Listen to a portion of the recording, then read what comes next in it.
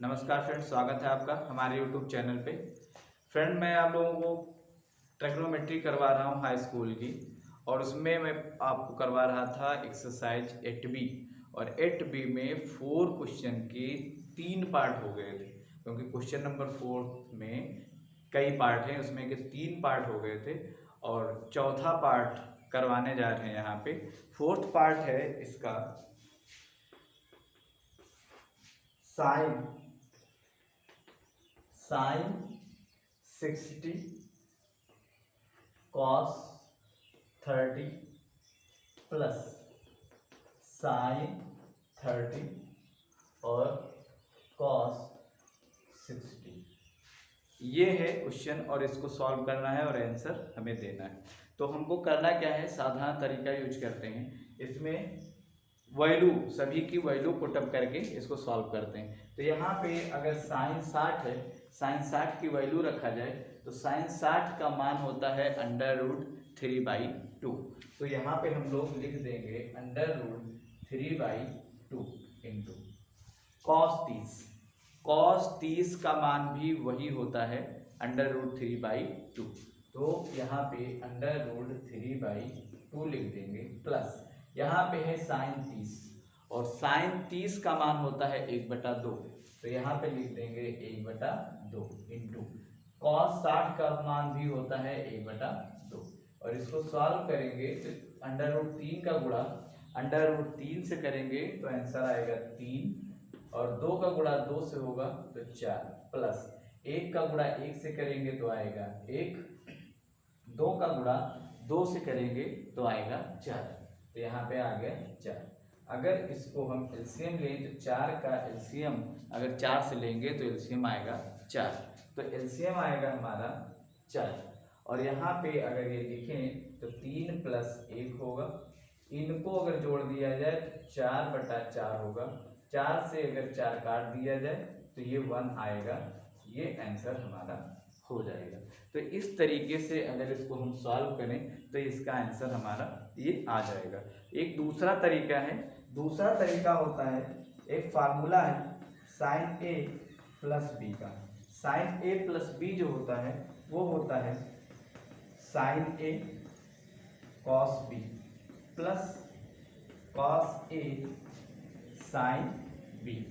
ये सूत्र होता है। तो यहाँ पे A ये है और A B है, तो इसके अकॉर्डिंग आप यहाँ पे देखो तो ये A = अगर इसका और इसका कंपेरिजन करो तो A = आपका 60 होगा और B = आपका 30 होगा। और इसमें आप अगर पुटअप करोगे ये सारी वैल्यू तो ये जो फॉर्मेट बनेगा ये यही आएगा। तो इसको अगर हम इस तरीके से लिख सकते हैं तो इसको एक साथ में लिख करके ऐसे भी लिख सकते हैं साइन 60 + 30, क्योंकि ये A है और ये B है, और A और B को इसमें अगर इसके अकॉर्डिंग जोड़ दिया जाए तो 60 + 30 होगा। अगर इसको लिखा जाए तो ऐसे लिख सकते हैं साइन 60 + 30 90, ऐसे लिख सकते हैं। और साइन 90 का जो मान होता है वो हमारा 1 होता है। तो इस तरीके से इसका आंसर 1 आ सकता है।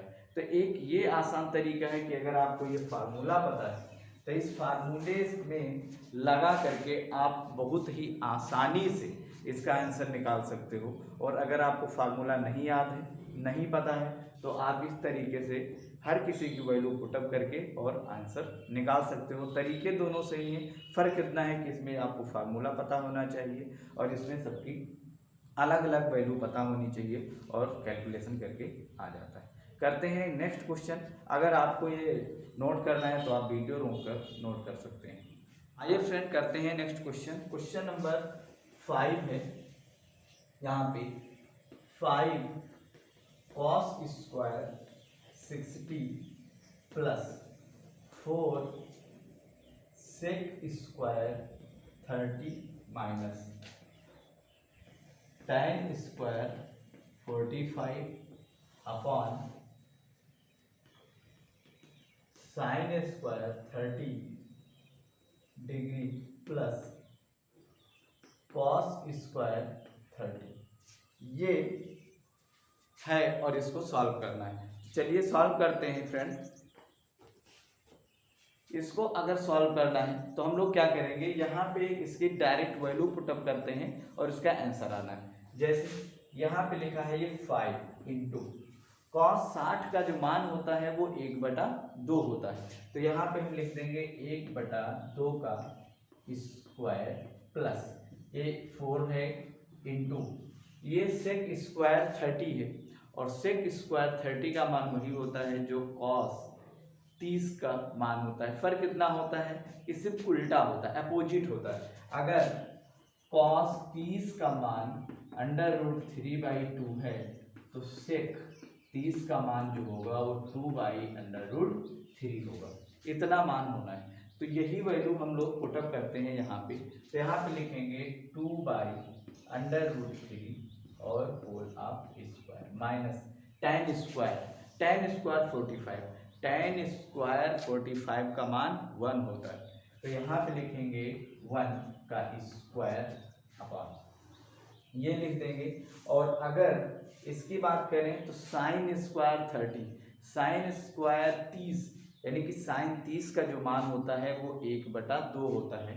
तो हम लोग 1/2 लिखेंगे, स्क्वायर लगाएंगे प्लस कॉस 30 का मान ये होता है ये, तो लिखेंगे √3/2 का स्क्वायर, ये हम लोग लिख देंगे। इसको सॉल्व किया जाए तो कितना आएगा 5 इंटू 1/4 प्लस 4 इंटू 4 और 2 दूना 4 इसका होगा 3 माइनस का 1 अपॉन ये जो आएगा ये आएगा 1/4 प्लस 3/4 ये आएगा।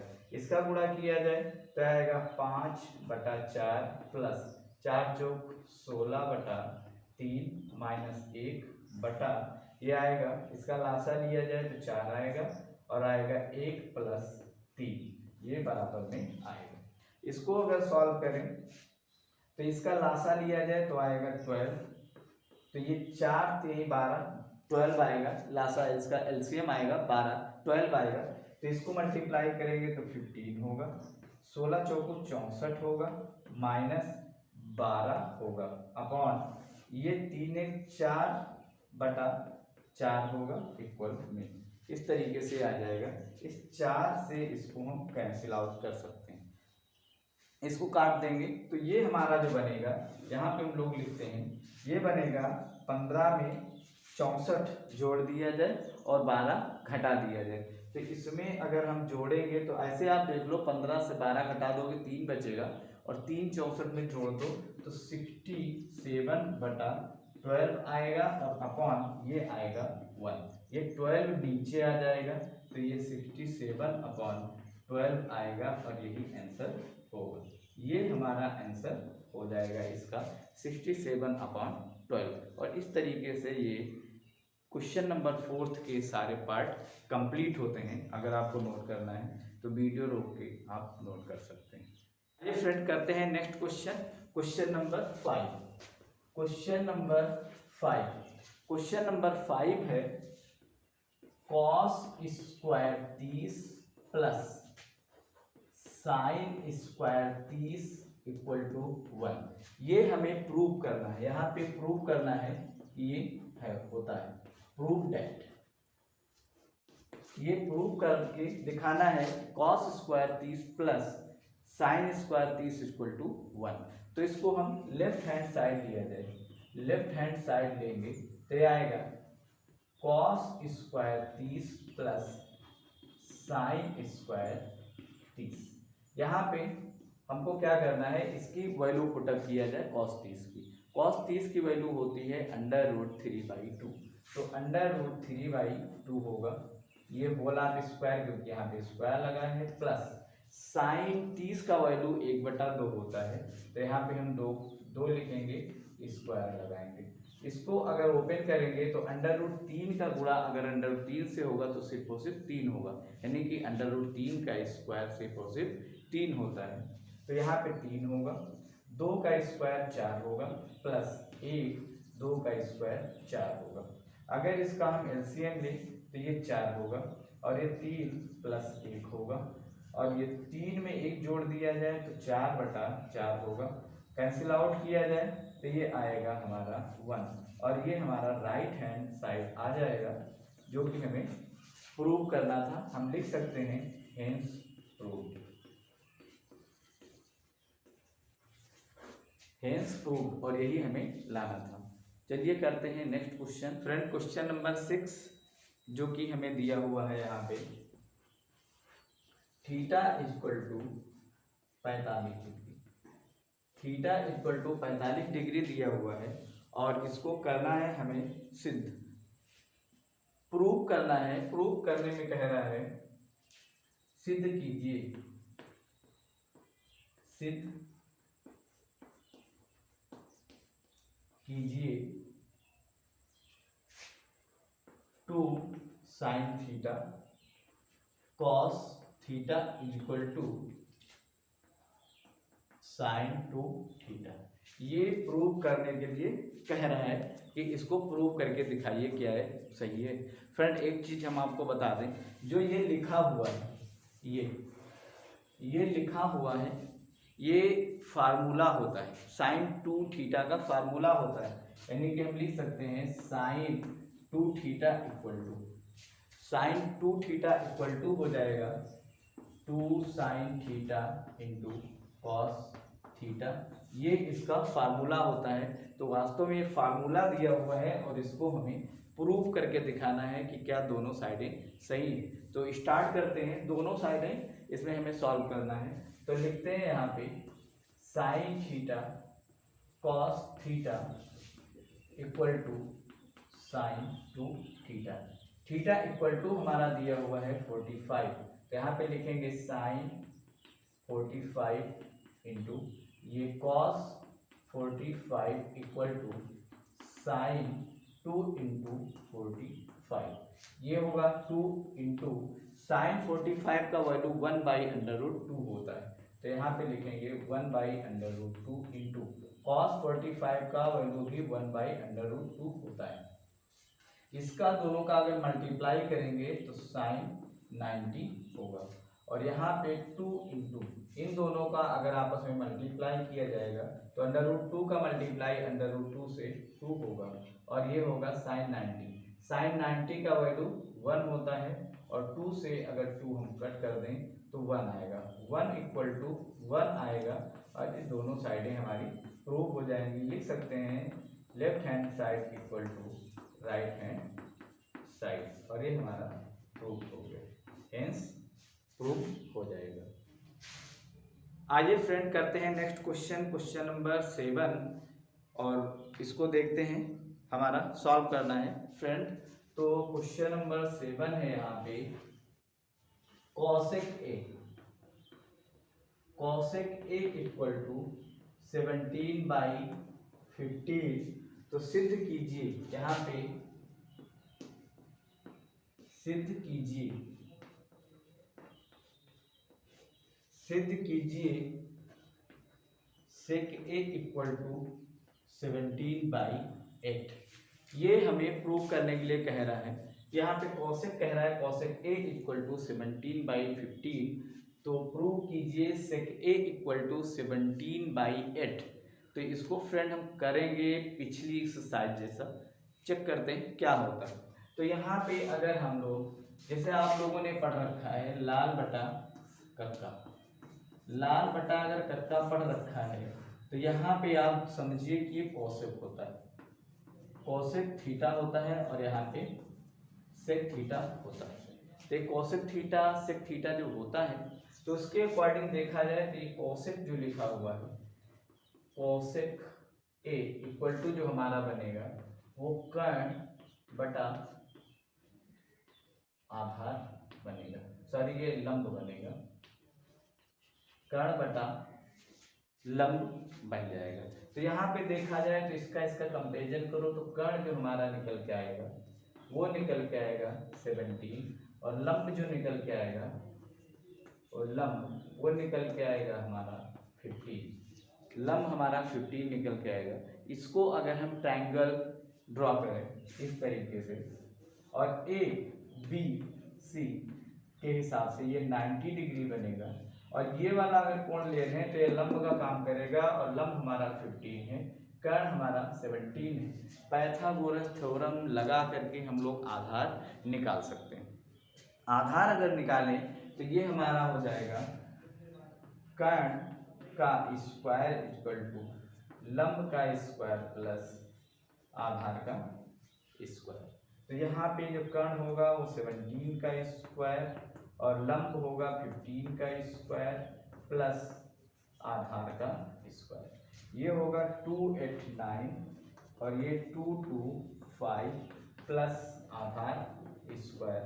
ये इससे लाके सब्ट्रैक्ट कर दिया जाए तो माइनस का 225 इक्वल टू आधार स्क्वायर, और इसको घटाओगे तो 64 आएगा आधार स्क्वायर। इस तरीके से आएगा। अगर आधार हम लोग निकालें तो आधार जो बनेगा वो √64 बनेगा, क्योंकि अगर इसका स्क्वायर हटाएंगे तो इस पे रूट आएगा, ये मैंने लगा दिया है। और अगर आधार निकालें तो हमारा 8 आएगा इस तरीके से, क्योंकि ये 8 × 64 होता है, 8 निकल के आएगा। तो ये हमारा आधार जो बना वो 8 बना। अब हम लोग अगर सेक यूज करें तो ये हमें प्रूव करना है कि सेक A = 17/8। तो हम लेफ्ट हैंड साइड लेंगे, तो लेफ्ट हैंड साइड हमारा सेक A होगा ये, और सेक A जो होता है वो कर्ण बटा आधार होता है। तो इसको हम आगे लिख सकते हैं कर्ण बटा आधार। और इसमें आप अगर देखो तो ये कर्ण कितना है आपका 17 और अपॉन आधार कितना है ये 8, तो ये 8 होगा। और आप देखो ये लाना था और यहीं पे आ रहा है, तो इसको हम राइट हैंड साइड करके लिख सकते हैं। और यही हमें क्या करना था, प्रूव करना था। तो हम लिख सकते हैं हेंस प्रूव करके हम लोग इसको आंसर दे सकते हैं। फ्रेंड करते हैं नेक्स्ट क्वेश्चन नंबर 8 है। क्वेश्चन नंबर 8 में कह रहा है निम्न के मान ज्ञात कीजिए, और इसमें 2 क्वेश्चन हैं, 2 पार्ट है। क्वेश्चन नंबर 8 के 2 पार्ट हैं, हम लोग लिख लेते हैं। क्वेश्चन नंबर 8 पहला पार्ट है यहाँ पे cos 60 cos 30 minus sin 60 degree और sin 30 डिग्री, ये पहला पार्ट है। दूसरा पार्ट हम लोग लिख रहे हैं यहाँ पे cos 60 × cos 30 plus sin 60 × sin 30। ये 2 पार्ट है, ये 2 पार्ट है क्वेश्चन नंबर 8 के, और ये हमें करना है। तो चलिए स्टार्ट करते हैं क्वेश्चन नंबर 1 से, पहला पार्ट, और देखते हैं क्या है। तो पहला पार्ट अगर करें तो जैसे ये लिखा हुआ है हमारा cos 60 cos 30 minus sin 60 sin 30, ये वाला है। तो इसमें हम लोग डायरेक्ट वैल्यू पुटअप करें। cos 60 का जो मान होता है वो 1/2 होता है, तो यहाँ पे लिख देंगे 1/2 इंटू cos 30 का मान √3/2 माइनस sin 60 का मान √3/2 इंटू sin 30 का मान 1/2। तो इसको अगर आप करो तो ये आएगा, इसका मल्टीप्लाई करोगे √3, 2 2 जा 4 माइनस √3 का मल्टीप्लाई करोगे 1 से 3 आएगा, 2 2 जा 4।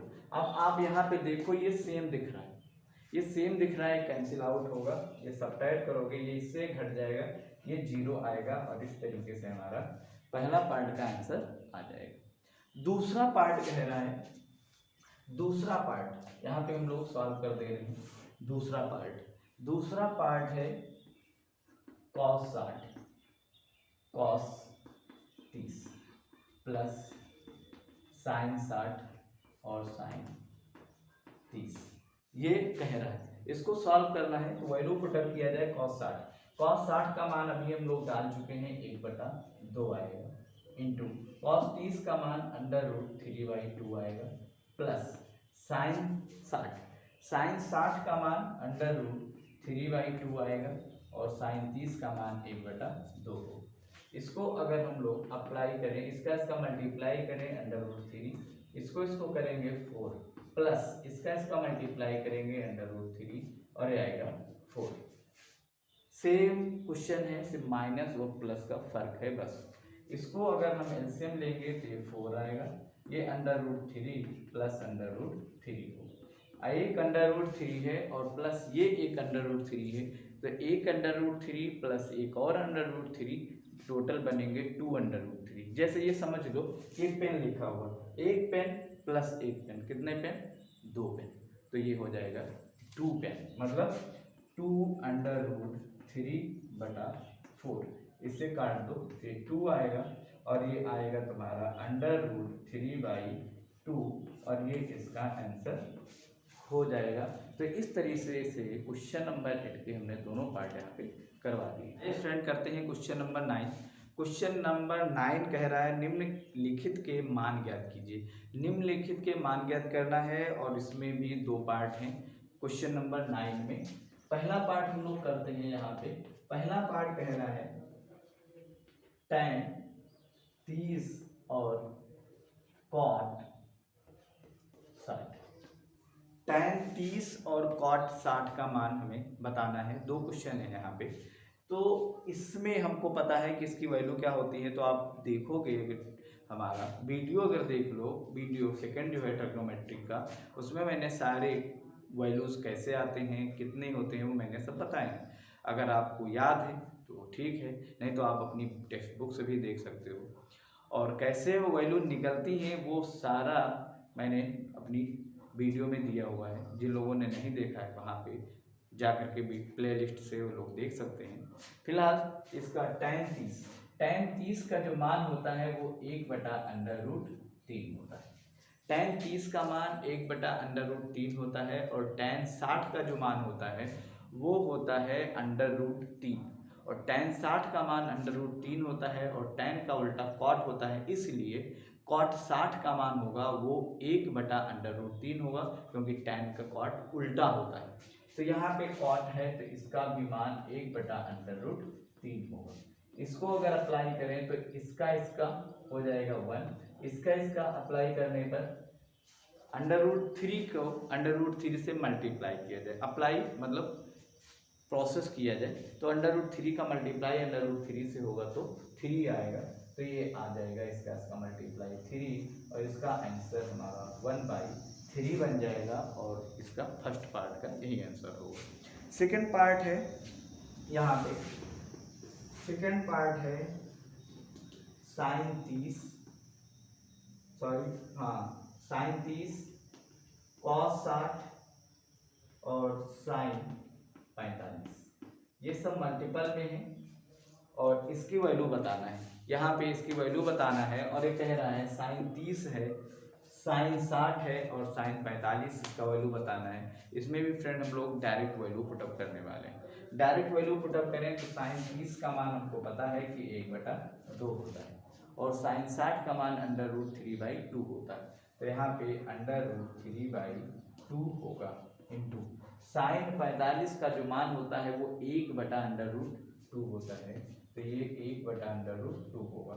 ऊपर का अगर मल्टीप्लाई करें 1 का मल्टीप्लाई √3 से तो √3 होगा, √3 का मल्टीप्लाई फिर 1 से करेंगे तो √3 आएगा, तो ये आएगा √3/2 2 जा 4, 2 दूना 4 और इसका मल्टीप्लाई करेंगे तो ये 4√2 आ जाएगा। इसका आंसर ये हो सकता है। दूसरा आंसर अगर इसको हम लोग हटाएं इसकी करड़ी को तो आ जाएगा, तो करड़ी हटाने के लिए इसको हम कर सकते हैं √3 4 √2 इसको ऊपर नीचे √2 से गुणा कर दिया जाए, क्योंकि फ्रेंड अगर करड़ी हटानी होती है तो जिस पे करड़ी लगी होती है वो भी नीचे अंश बटा हर में, अगर हर में जो करड़ी लगी होती है उसी के अकॉर्डिंग हम लोग सॉल्व करते हैं। √2 नीचे था तो इसके अकॉर्डिंग इसको मैंने ऊपर नीचे √3 से मल्टीप्लाई किया ताकि इसका मल्टीप्लाई हो और ये करड़ी हट जाए। तो इसको अगर करेंगे तो इसका मल्टीप्लाई इससे होगा तो ये हो जाएगा 3 × 2 अपॉन इसका मल्टीप्लाई 4 × √2 का मल्टीप्लाई √2 से होगा तो सिर्फ और सिर्फ हो जाएगा 2, तो ये हमारा बन जाएगा √6/4×8 और ये बन जाएगा आंसर हमारा √6/8 आ जाएगा। ये रूल होता है फ्रेंड, आपने पढ़ा होगा कि √a का मल्टीप्लाई अगर √b से किया जाए, √a का मल्टीप्लाई अगर √b से किया जाए तो ये दोनों करड़ी में आ जाते हैं और इसका हो जाता है a गुणे b, और इस तरीके से ये एक पास में आकर के दोनों अंडर रूट के अंदर या वर्गमूल इसको बोलते हैं हम लोग, इसके अंदर आकर के मल्टीप्लाई हो जाता है। इसको हम लिख सकते हैं √ab। तो इस तरीके से ये आंसर आ जाता है। ये भी पता है कि √a का मल्टीप्लाई अगर √a से हो जाए तो इसका आंसर हमेशा a होता है। वो होता है फ्रेंड इसलिए है क्योंकि √ का मतलब होता है, इसका मतलब है इसकी घात 1/2 इंटू इसका भी मतलब है इसकी घात 1/2, और आपने पढ़ रखा है कि आधार बराबर होते हैं तो उनकी घातें जुड़ जाती हैं, वो भी किसमें, गुणे में। तो ये आपस में मल्टीपल में है, गुणे में है, इनकी घातें अगर जोड़ दी जाए तो 1/2 प्लस 1/2, और ये कितना आएगा a, और इसका लासा ले लो 2, 1 प्लस 1, और ये आएगा 1 2/2, ये काट दो तो कितना आएगा 1 की घात a, इसका मतलब a, ये आया। तो इसका मतलब क्या हुआ, √ का मल्टीप्लाई √ से तो a आया। तो उसी तरीके से √2 का मल्टीप्लाई √2 से हुआ तो 2 आया। जो भी करनी लगी होती है, अगर इस तरीके से करनी लगी हो ये, और यहाँ पे क्यूब रूट लगा है तो इसका मतलब है a की घात 1/3 है, मतलब a की घात 1/3 है। अगर 4th रूट लगा हुआ हो तो इस तरीके से होगा, तो इसका मतलब a की घात 1/4 है।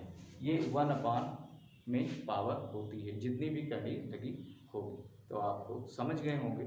इस तरीके से ये हमारा क्वेश्चन कंप्लीट होता है, और इसी क्वेश्चन के साथ में ये एक्सरसाइज हमारी कंप्लीट होती है। मिलते हैं अगली एक्सरसाइज में।